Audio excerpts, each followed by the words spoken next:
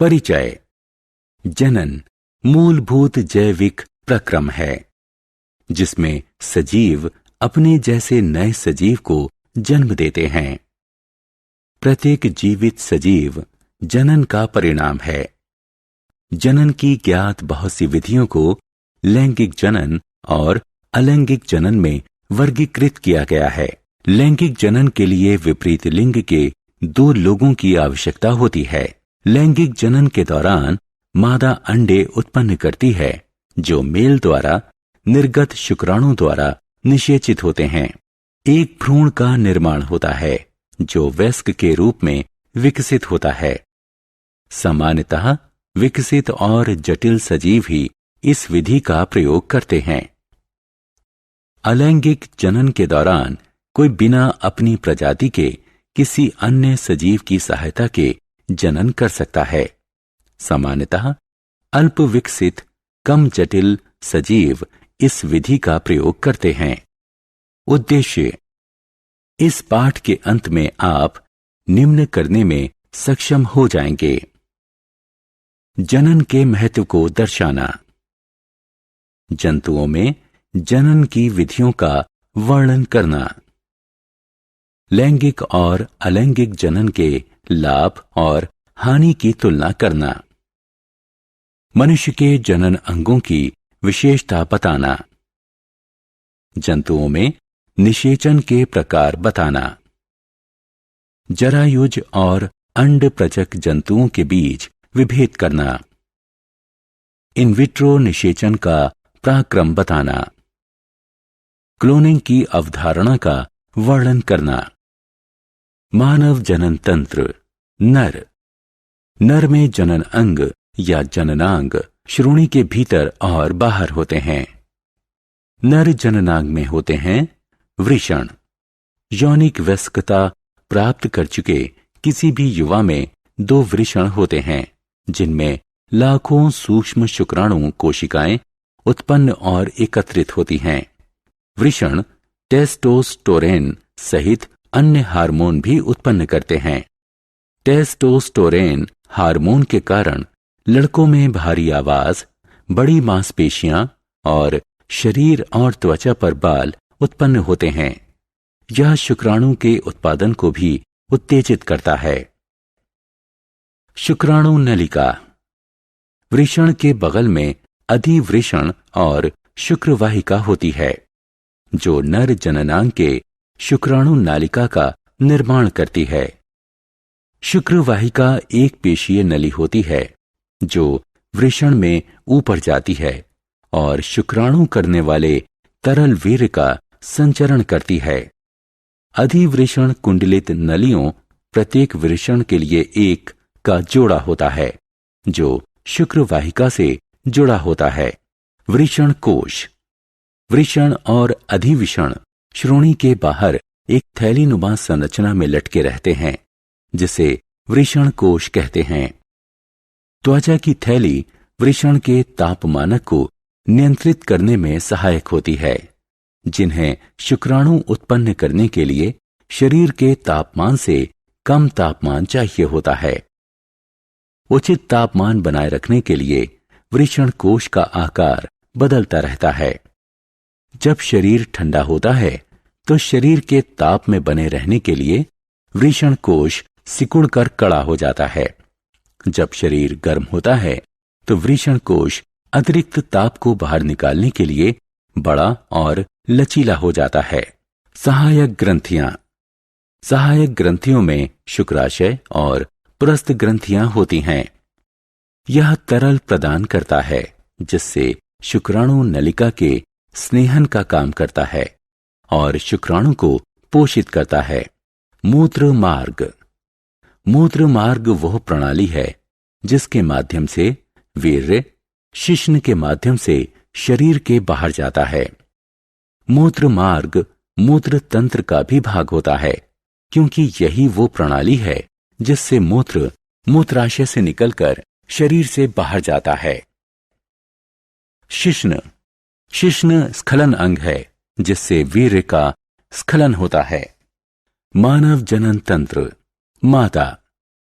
मादा जनन अंग पूरी तरह उदर के निचले भाग में स्थित होता है। मादा जनन अंग के बाह्य भाग में होते हैं भग, जिसका अर्थ होता है ढकना, भगोष्ठ, जिसका अर्थ होता है ओष्ठ। ये त्वचा का युग्म होता है, योनि मुख के चारों तरफ होता है। भगनासा, एक छोटा संवदी अंग जो भग के सामने, जहां भगोष्ठ जुड़ते हैं, स्थित होता है। एक मादा के अंतः जनन अंग हैं योनि, एक पेशीय खोखली नली जो योनि मुख से गर्भाशय तक जाती है। इसके कई प्रकार होते हैं। लैंगिक मैथुन, शिशु जन्म के समय उसके बाहर आने का मार्ग, गर्भाशय से मासिक स्राव का रक्त बाहर जाने का रास्ता। गर्भाशय ग्रीवा, यह योनि को गर्भाशय या बच्चादानी से जोड़ती है। गर्भाशय की दीवारें मोटी और मजबूत होती हैं। गर्भाशय ग्रीवा का मुख बहुत छोटा होता है। बच्चे के जन्म के समय गर्भाशय ग्रीवा बच्चे के निकलने देने के लिए फैल जाती है। गर्भाशय, इसका आकार उल्टी रखी हुई नाशपाती की तरह होता है, जिस पर एक मोटी रेखा और पेशीय भित्ति होती है, जिसमें मादा शरीर की सबसे मजबूत पेशियां होती हैं। ये पेशियां विकसित होते भ्रूण को रखने के लिए फैलती और सिकुड़ती हैं और प्रसव के समय ये बच्चे को बाहर धकेलने में सहायता करती हैं। अंडवाहिनियां, इनकी संख्या 2 होती है। ये गर्भाशय के दोनों तरफ जुड़ी होती हैं। प्रत्येक नलिका का एक छोटा रास्ता होता है और नलिका के दूसरे सिरे पर एक झालर वाला क्षेत्र होता है जो कीप की तरह दिखता है।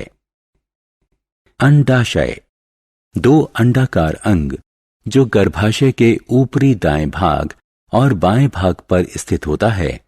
ये अंडों का उत्पादन, संग्रहण और अंडवाहिनियों में निस्तारण करते हैं। इस प्रक्रिया को अंडोत्सर्ग कहते हैं। मानव जनन, निषेचन। निषेचन नए सजीव के उत्पत्ति के लिए होने वाला नर युग्मक और मादा युग्मक का मिश्रण है। जंतुओं में इस प्रक्रम में एक शुक्राणु एक अंडाणु से मिलकर एक युग्मनज बनाते हैं। निषेचन के प्रकार, कुछ जंतु प्रजातियों में यह प्रक्रम मादा के शरीर के भीतर ही होता है। इसे आंतरिक निषेचन कहते हैं। उदाहरण मनुष्य। कुछ जंतु प्रजातियों में यह प्रक्रम मादा शरीर के बाहर होता है। उसे बाह्य निषेचन कहते हैं। उदाहरण मछली और मेंढक। मानव जनन, भ्रूण का विकास। निषेचन के परिणाम स्वरूप युग्मनज का निर्माण होता है। यह माता पिता की आनुवांशिक सूचनाओं का वहन करता है। यह एक कोशिक युग्मनज लगातार विभाजित होता है और एक भ्रूण के रूप में विकसित होता है।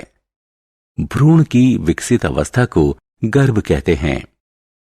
मनुष्य में गर्भावस्था निषेचन के 8 हफ्ते बाद शुरू होती है, जब प्रमुख संरचनाएं और अंगों का निर्माण हो चुका होता है। जरायुज एवं अंड प्रजक जंतु।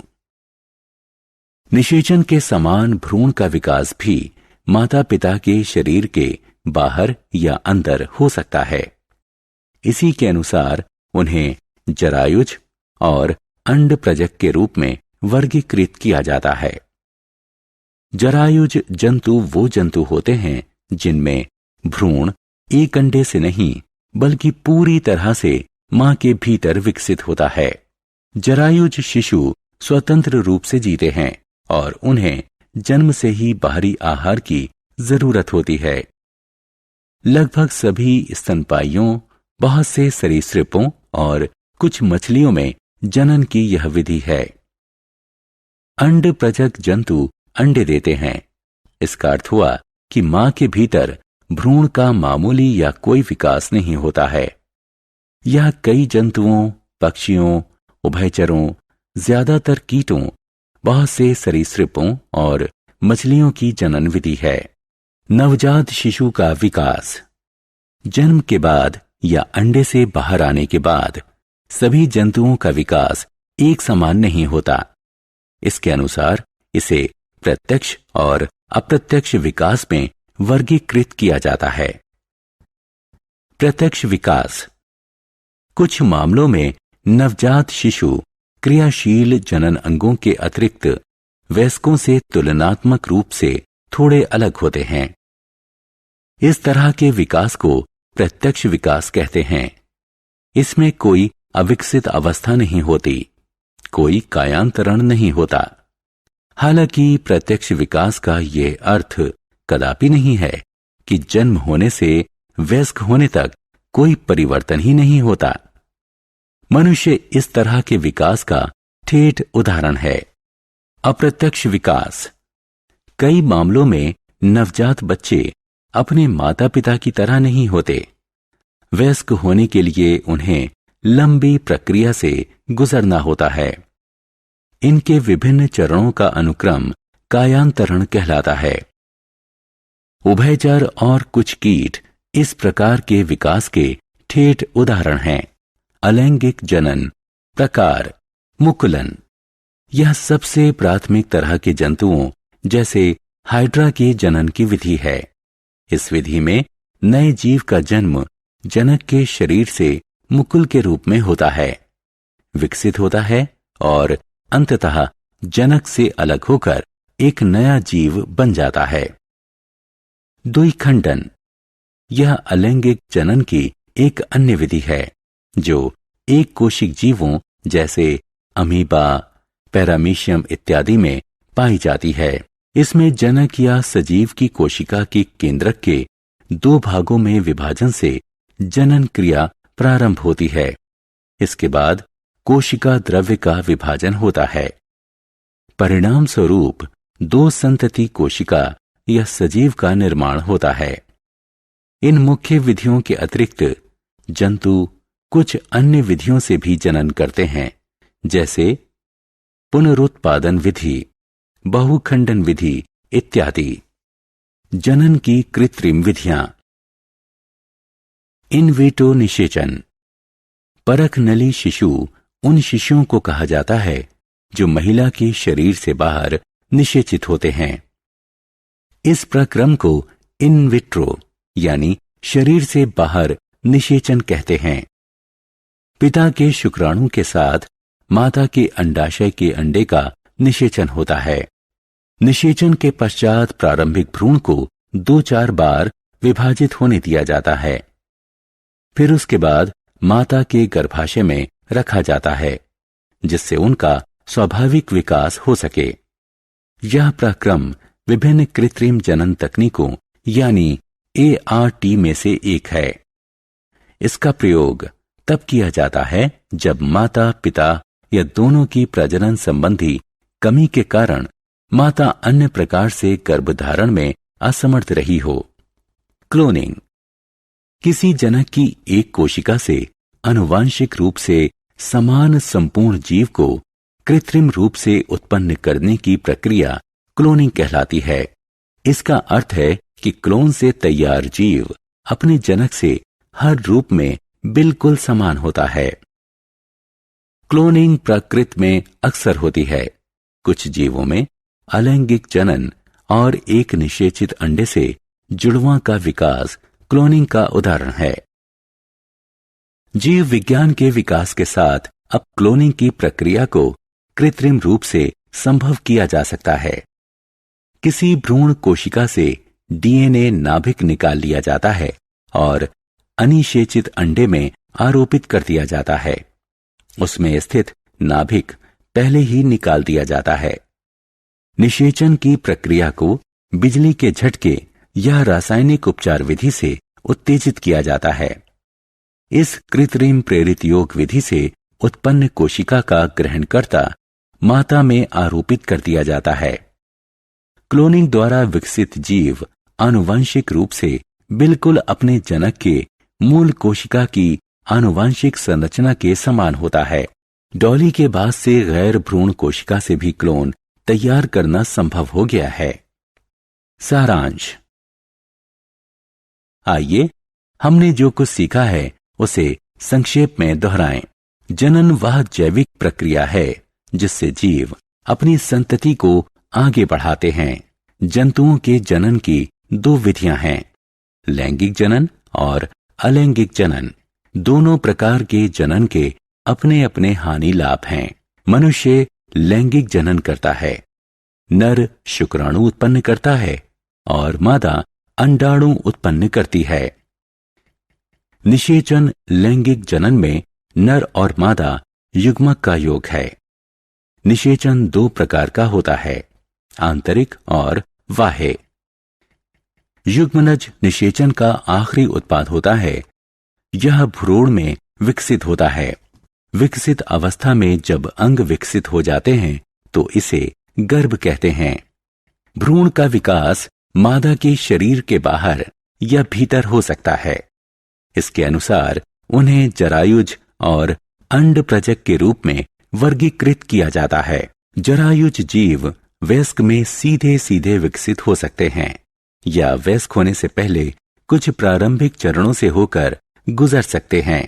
अलैंगिक जनन ज्यादातर छोटे जीवों में पाया जाता है। इसके कई प्रकार हैं, मुकुलन, विखंडन, अंकुरण, पुनरुत्पादन इनमें से कुछ हैं।